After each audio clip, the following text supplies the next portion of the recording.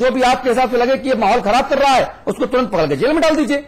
ये व्यवस्था ठीक कहते हैं आप, ये व्यवस्था क्या मुफीद ना होती? ठीक कहते हैं जी। अतुल जी, सबसे पहले तो मैं आपको दशहरे की बधाई देता हूं जी। पूरे प्रदेश को, और पूरे प्रदेश को मेरी तरफ से ईद उल जुहा की मुबारकबाद जी। जिस मुद्दे को आज आप लेके आए हैं,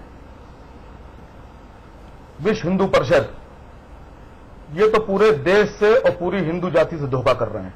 नहीं, असीम बकार साहब, ना तो असीम बकार जी एक मिनट सुनिए, पूरी बात असीम बकार जी एक मिनट सुन लीजिए प्लीज। इस तरह असीम बकार जी एक मिनट सुन लीजिए, एक मिनट सुन लीजिए। आप तो इस चैनल में दूसरी या तीसरी बार आ रहे हैं, आपको, और आप देखते भी हैं, आप मुझे लगातार फोन भी करते हैं, हमारा आपका संवाद भी होता है, यानी कि आप इस शो के फॉर्मेट से भली भांति परिचित हैं, है ना। यहां पर हम सवाल छोटे छोटे पूछते हैं और बड़े पिन पॉइंटेड सवाल पूछते हैं। विहिप क्या करता है, आरएसएस क्या करता है, साध्वी प्रज्ञा कौन है और तमाम दूसरे लोग कौन है, ये सारा मुझे पता है, हमारे 20 करोड़ दर्शकों को पता है। हम रिपीटेशन के लिए आपसे माफी चाहते हैं, हाथ जोड़ रहे हैं भैया। हमने सवाल आपसे सीधा पूछा, जवाब मुझे सीधा चाहिए। अगर हां दे सकते हैं तो ठीक, वरना मैं दूसरे मेहमानों की तरफ जाऊं। मैं 20 करोड़ दर्शकों का वक्त, 20 करोड़ दर्शकों का वक्त खराब होते नहीं देख सकता इस मंच पर। सवाल मेरा सिर्फ इतना सा था, सवाल मेरा सिर्फ इतना सा था कि आखिरकार सरकार अगर एक व्यक्ति के ऊपर 2-2 पुलिस वाले लगा देती तो हालात बिगड़ते ही नहीं, ऐसा क्यों नहीं किया जा सकता? मेरा सवाल इतना सा सीधा साफ सवाल है। आप मुझे इतिहास बता रहे हैं। नहीं तो आपको क्या बताऊं साहब, ये बता दीजिए, आप जिस तरह की बात कर रहे हैं, अब आप मुझसे कह रहे हैं 2-2 पुलिस वाले लगा दीजिए। हाँ। जिस संकल्प यात्रा की कोई जरूरत ही नहीं है उत्तर प्रदेश में, जिस संकल्प यात्रा का कोई बेस ही नहीं बनता है उत्तर प्रदेश में, ये बताइए कि इस वक्त जब समाजवादी पार्टी की सरकार आती है तो सारी यात्राएं समझ में आ जाती हैं। भारतीय जनता पार्टी की सरकार केंद्र में भी बनी और प्रदेश में भी बनी। आज तक कभी विश्व हिंदू परिषद ने या भारतीय जनता पार्टी ने किसी तरह की यात्रा निकालने की कोशिश की? अगर की है तो आप मुझसे सवाल कर सकते हैं, क्योंकि मैं इस संकल्प यात्रा को बिल्कुल सिरे से खारिज करता हूं। मेरी पार्टी जानती है कि इन लोगों का मकसद ना तो राम मंदिर बनाना है, ना कोई यात्रा निकालना है, सिर्फ उत्तर प्रदेश में 2 बिरादरियों, 2 जातियों, 2 धर्मों के बीच में दीवार खड़ी करके वोट लेना है और अपनी सरकार बनाना है। इस बात को हमारे हिंदू भाई बहुत असीम बकार जानते हैं। असीम बकार साहब, आपने कहा कि इन ताकतों का जो मकसद है वो राम मंदिर बनाना नहीं है, सरकार बनाना है। अगर ये ताकतें आपको लिखित रूप से दे दें कि हम संकल्प यात्रा इसलिए कर रहे हैं कि हम राम मंदिर बनाना चाहते हैं, सरकार बने चाहे ना बने, तब क्या आप इस संकल्प दिवस को होने देंगे? मैं क्यों मानूंगा इनकी बात? ये देखिए, चित्त में मेरी पत्नी मेरी माता मेरे बाप का। दिक्कत ये है सफाइयों की, ना सफाइयों की दिक्कत ये है। आपको जब कोई लिख के दे रहा है कि किसी भी प्रकार का ऐसा इंतजाम नहीं होगा, हमारी तरफ से ऐसी कोई भी गतिविधि नहीं होगी जिससे लॉ एंड ऑर्डर बिगड़े, तब क्या दिक्कत है? हमें भी लिख के दिया था, है 92 में भी लिख के दिया था इन्हीं ने। तो गोली चलवाई थी ना मुलायम सिंह जी ने, गोली चलवाई थी ना उसके बाद मुलायम सिंह जी ने। कल्याण तो फिर अखिलेश गोली चलवा दे, किसने रोका है? किसने रोका है? कल्याण सिंह जी की बात कर भाई, लॉ एंड ऑर्डर तो आपके पास है ना। मैं उसके पहले की बात कर रहा हूं, जब गोली चली थी कार सेवकों के ऊपर। कैसी बात कर रहे हैं आप? सरकार तो आज भी आपकी है। सरकार से मुसलमानों के ऊपर, जब हिंदुओं के ऊपर गोली चलवाई गई थी कार सेवकों के ऊपर, तब सरकार मुलायम सिंह जी की थी। अगर लॉ एंड ऑर्डर इस बार भी तोड़े तो फिर गोली चलवा दीजिएगा, लेकिन आप किसी की धार्मिक आस्थाओं को सप्रेस नहीं कर सकते ना। ये मैं कह रहा हूं आपसे। आपकी मान्यता हो सकती है, भाई असीम बकार आप मेरे भाई हैं, आपकी मान्यता हो सकती है कि ये पूजा अर्चना ढोंग है, लेकिन दैट डजंट मीन कि ऐसा हो। ये मैं आपसे कह रहा हूं केवल। अतुल जी, अतुल भाई जी, बात समझिए मेरी। 92 में जब कल्याण सिंह जी मुख्यमंत्री थे, हाँ, तो उन्होंने कोर्ट को यह लिख कर दिया था कि मैं वहां के ऊपर किसी तरह से ढांचे को गिरने नहीं दूंगा, उसकी हिफाजत करूंगा। और उसके बाद में वो अपनी ही भीड़ को रोक नहीं पाए और उन्होंने बाबरी मस्जिद को शहीद करा दिया। क्योंकि जहां पर पब्लिक इकट्ठा होती है, आज के वो जमाने नहीं रह गए हैं कि ये इकट्ठा करके पब्लिक को ये कंट्रोल कर लेंगे। हाँ। और मैं बिल्कुल दावे के साथ कह रहा हूं कि इन लोगों की कोई मंशा किसी तरह की नहीं है। सिर्फ उत्तर प्रदेश में दंगे कराना चाहते हैं और 2 धर्मों को बांटना चाहते हैं और वोट की राजनीति कर रहे हैं। प्रकाश शर्मा जुड़ गए हमारे साथ दिल्ली से। आप विश्व हिंदू परिषद के राष्ट्रीय प्रवक्ता हैं। भाई प्रकाश शर्मा, असीम बकार हमारे साथ बैठे हैं, अब समाजवादी पार्टी के नेता हैं, कह रहे हैं कि विश्व हिंदू परिषद की जो मंशा है वो सिर्फ दंगा कराने की है, मंदिर से इनका कोई लेना देना नहीं है। रिएक्ट कीजिए प्लीज। अरे सुप्रीम कोर्ट ने नोटिस भेजा है आजम खां को दंगे कौन करा रहा है ये पूरा देश जान रहा है। 100 से अधिक दंगे 1.5 साल में हो गए और जिस 84 कोसी परिक्रमा यात्रा को इन्होंने रोकने का ढोंग किया था उसमें 20 दिन की यात्रा में तमाम संघर्ष के बाद भी कोई अशांति नहीं हुई। और अभी ये चर्चा कर रहे थे बाबरी, और एक तरफ ये कहते हैं कि कानून का पालन करेंगे। अब तो हाई कोर्ट ने भी कह दिया कि वहां किसी प्रकार की कोई मस्जिद नहीं थी और ये बाबरी की रट लगाए हुए हैं। पहले वसीम अकार साहब बताया कि बाबर से इनका रिश्ता क्या है, क्या लगता था बाबर इनका, जरा एक बार बताएं तो देश को। मैं जानना चाहता हूं इनसे कि इनका बाबर से क्या रिश्ता है, इनके पूर्वजों में दादा बाबा में किसका नाम बाबर से जुड़ा है, इनकी किन पीढ़ियों में बाबर और औरंगजेब से नाम जुड़ा है। आखिर ये देश को क्या बताना चाहते हैं, दंगे कौन करा रहा है यह पूरा देश देख रहा है। यह आंदोलन सिर्फ और सिर्फ राम जन्मभूमि मंदिर के निर्माण के लिए है और उसका हमें धार्मिक मौलिक अधिकार प्राप्त है। लेकिन किसी तरह से मुजफ्फरपुर की हारी हुई लड़ाई आजम खां के दबाव में यह अयोध्या में जीतना चाहते हैं, जिसको हिंदू समाज इनके विचारों को सफल नहीं होने देगा। जी नहीं, आप सफल मत होने दीजिए, ये आपका की विचारधारा है। लेकिन मेरा सवाल सिर्फ इतना सा है भाई प्रकाश शर्मा, मैं भी हिंदू हूं, इसलिए कृपया मुझे अचानक से आप उठकर मेरे सवाल के बाद मुझे हिंदू विरोधी ना करार दीजिएगा, ठीक है। मैं हिंदू मुसलमान सिख ईसाई सभी को मानता हूं, सभी के साथ लेकर चलता हूं। सवाल मेरा सिर्फ इतना सा भाई प्रकाश शर्मा कि 4.5 वर्ष बाद ही रामलला हम आएंगे, मंदिर वहीं बनाएंगे, याद क्यों आता है? राजीव त्यागी कह रहे हैं तारीख नहीं बताएंगे, आएंगे तो आप जरूर आएंगे। 1919 अब आप पूरा इतिहास, अरे भाई आपने प्रश्न अब आपने प्रश्न पूछा है तो कृपया प्रश्न का जवाब भी सुन ले। 1984 से आंदोलन चालू हुआ, क्रमबद्ध रूप में प्रत्येक चरण में कुछ न कुछ सफलता मिल रही है। ताला खुलने से लेकर ढांचे के नेस्त नाबूद होने तक।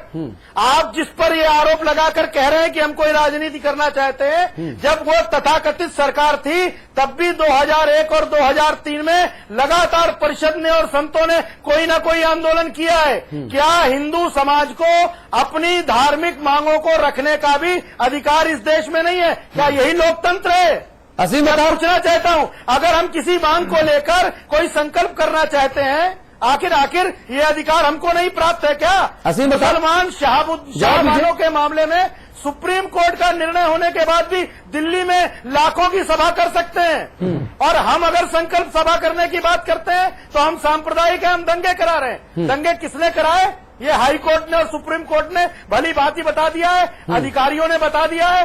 आज उत्तर प्रदेश के 100 से अधिक अधिकारी ऐसे हैं जो उत्तर प्रदेश में काम नहीं करना चाहते। असीम प्रकाश जी भाई प्रकाश जी, आपसे सवाल पूछ रहा हूं। भारतीय जनता पार्टी की सरकार सेंट्रल में भी रही है जी, बोलिए, और उत्तर प्रदेश में भी रही है, तो रामचंद्र जी का मंदिर बनवाने के लिए कोई संकल्प आपने उस वक्त क्यों नहीं लिया? भूल गए थे रामचंद्र जी को आप? आपकी सरकार, मैं बता तो रहा हूं आप इतिहास। अरे मैंने अभी आपको बताया 2001 में संत चेतावनी यात्रा निकाली गई थी, 2003 में शिलादान का कार्यक्रम हुआ था, और अटल जी की सरकार के कार्यकाल में हम पर लाठियां चली हैं, जरा याद कर लीजिए। तो इसलिए आंदोलन भगवान राम की जन्मभूमि पर भव्य मंदिर निर्माण के लिए है। मैंने आपको बताया कि ये आंदोलन क्रमबद्ध तरीके से चल रहा है, और चूंकि हाई कोर्ट ने एक निर्णय दे दिया है, उस हाई कोर्ट के निर्णय में तथा सुप्रीम कोर्ट में, अभी वसीम अकार साहब बात कर रहे थे, मुसलमान नेताओं ने ये कहा है कि अगर ये सिद्ध हो जाएगा कि वहां पर कोई मंदिर था पहले तो हम अपना दावा छोड़ देंगे। एएसआई की रिपोर्ट उठा ले और दावा छोड़ दे। अगर आप में हिम्मत है तो समझाइए मुस्लिम नेतृत्व को कि दावा छोड़कर किनारे बैठ जाए। क्यों सुप्रीम कोर्ट में दौड़ रहे हैं? और सुप्रीम कोर्ट में केंद्र की सरकार ने हलफनामा दिया है कि अगर यह सिद्ध होगा कि वहां मंदिर था तो हमारी उनकी सरकार की भावना हिंदू समाज के अनुरूप होगी। प्रकाश जी, अभी आपने अपने आप एक बात कही कि जब 2001 में अटल बिहारी वाजपेयी जी की सरकार थी तो आपकी यात्रा पर लाठीचार्ज हुई, आपको रोका गया। तो ये बात तो भारतीय जनता पार्टी भी जाने। मैं 2003 की बात को कुछ सुनाई देने में कठिनाई है, आपको लगता है? मैंने 2003 की बात कही थी, और यह बात इस बात पर कही थी जब आपने ये प्रश्न खड़ा किया कि 2014 को देख करके आप क्यों कर रहे हैं। तब मैंने ये प्रश्न खड़ा किया कि क्रमबद्ध रूप से किसी न किसी समय में आंदोलन लगातार चल रहा है। उसमें कभी अटल जी में अच्छा ठीक है मुझे लग रहा है हम बातों का रिपीटेशन कर रहे हैं, तेज हो जाता है। मुझे लग रहा है बातों का रिपीटेशन कर रहे हैं। मैंने 2 घटनाएं बता दी भैया। प्रकाश शर्मा जी, मैं आ रहा हूं। असीम बकार साहब, एक चीज मैं आपसे और पूछना चाहता था। मुख्तार अब्बास नकवी साहब ने आज कहा कि अखिलेश जी की सरकार में कोई शैतान बैठा है जिसके इशारे पर ये सारी चीजें हो रही हैं। उस शैतान का नाम जानते हैं क्या आप? उन्हीं से पूछ लीजिएगा आप। अच्छा, दीक्षित जी, उस शैतान के बारे में आपको कुछ पता है?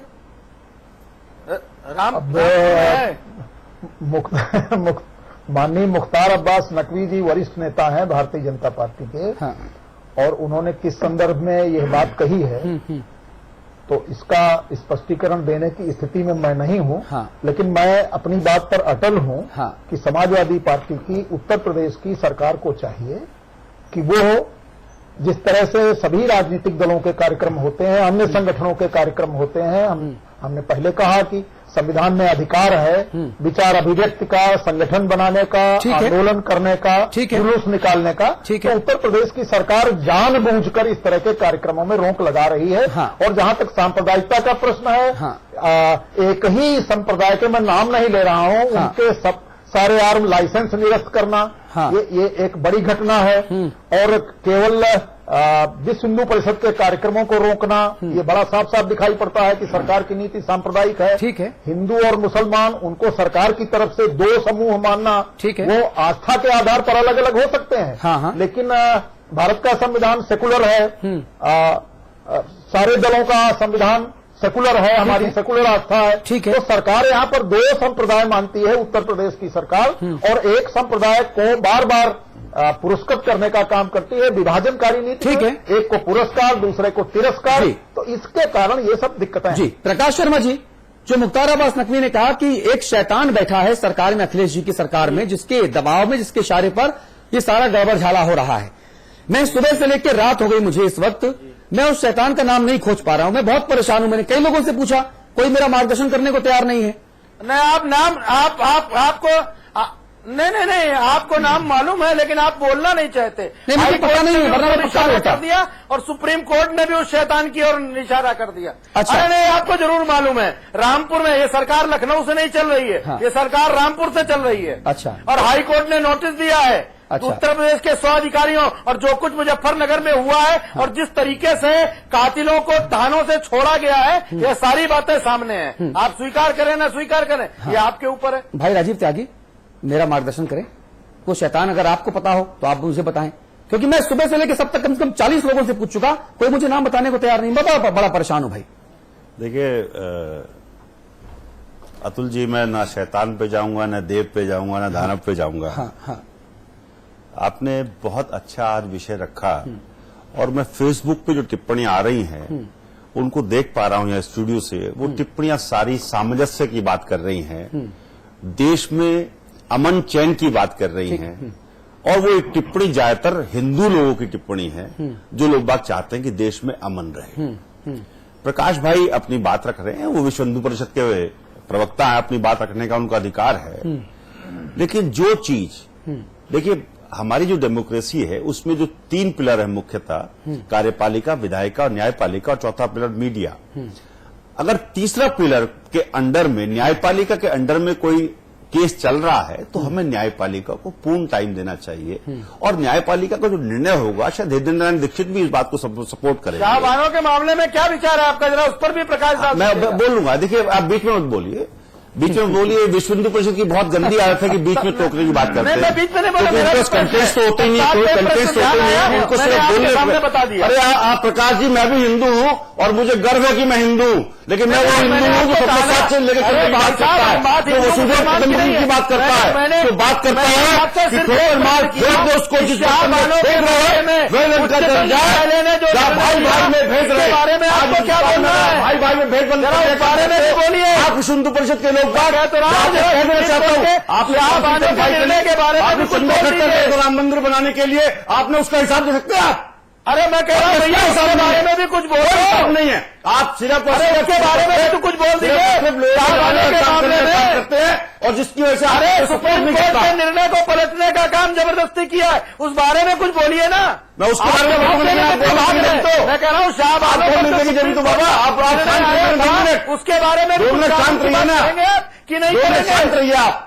अरे तो मैंने प्रश्न पूछा भैया, आप जवाब दीजिए। जवाब दूंगा मैं, उसका भी जवाब दूंगा जी आपको। जी ठीक है, जवाब दीजिए आप, राजीव ताई जवाब दीजिए। हाँ, देखिए प्रकाश जी, आप जवाब नहीं दे सकते ना। पर सुन लीजिए भाई प्रकाश शर्मा, भाई असीम वकार, जब कोई एक वक्ता बोल रहा है तो हमको उसके विचारों को सुनना चाहिए। 1 घंटे का शो है, आराम से हम बातें करेंगे। जी प्लीज। देखिए प्रकाश